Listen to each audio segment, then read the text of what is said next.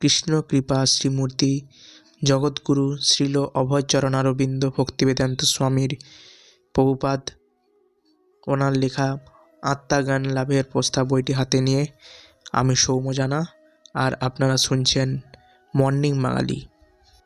প্রতিটা মানুষের কর্তব্য হচ্ছে পরমেশ্বর ভগবানের সঙ্গে তার নিত্য সম্পর্ক সম্বন্ধে অবগত হওয়া, সেই অনুসারে কর্ম করা। তা যদি করা হয় তাহলে আমাদের জীবন সার্থক হয়। কখনো কখনো অবশ্য আমরা ভগবানের বিরোধিতা করে বলি ভগবান বলে কেউ নেই, অথবা আমি ভগবান, অথবা আমি ভগবানের পরোয়া করি না।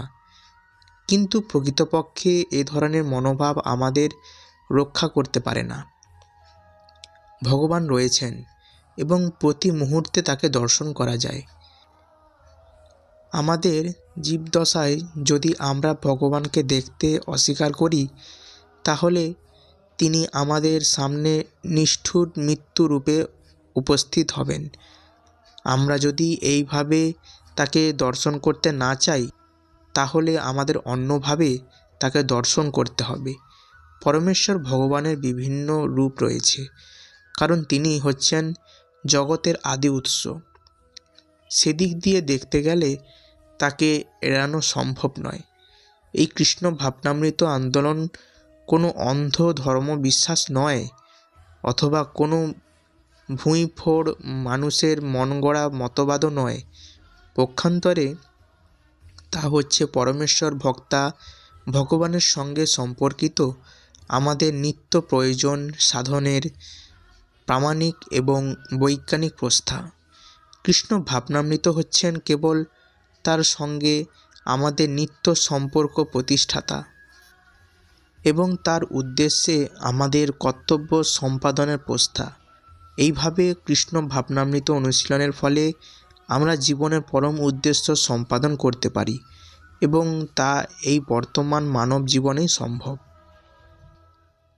আমাদের সবসময় মনে রাখতে হবে যে আমরা বহু জন্মান্তরের পর এই মনুষ্য শরীর প্রাপ্ত হয়েছি।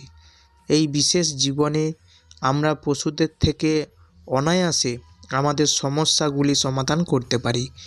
কুকুর, বেড়াল, উট, গাধা, শূকর ইত্যাদি বহু পশু পাখি রয়েছে যাদের অর্থনৈতিক প্রয়োজনগুলি আমাদের মতো জরুরি, কিন্তু এই সমস্ত পশুগুলির নিজেদের অর্থনৈতিক সমস্যার সমাধান করার প্রায় কোনো উপায় নেই বললেই চলে। কিন্তু প্রকৃতির নিয়ম অনুসারে মানুষ তার সমস্ত সমস্যা সমাধান করে এক স্বাচ্ছন্দ্যময় জীবন যাপন করতে পারে। একজন মানুষ একটি শূকর অথবা অন্য পশুদের থেকে উন্নততর জীবন যাপনের সুযোগ পাচ্ছে কেন? একজন উচ্চপদস্থ রাজকর্মচারী কেন একজন সাধারণ প্রাণীর চেয়েও বেশি আর্থিক সুযোগ সুবিধা এবং সুখ স্বাচ্ছন্দ্যপূর্ণ জীবনযাপন করেন? তার উত্তরটি খুবই সরল। উচ্চপদস্থ কর্মচারীকে একজন সাধারণ কেরানির থেকে অধিক দায়িত্বপূর্ণ কর্তব্য সম্পাদন করতে হয়।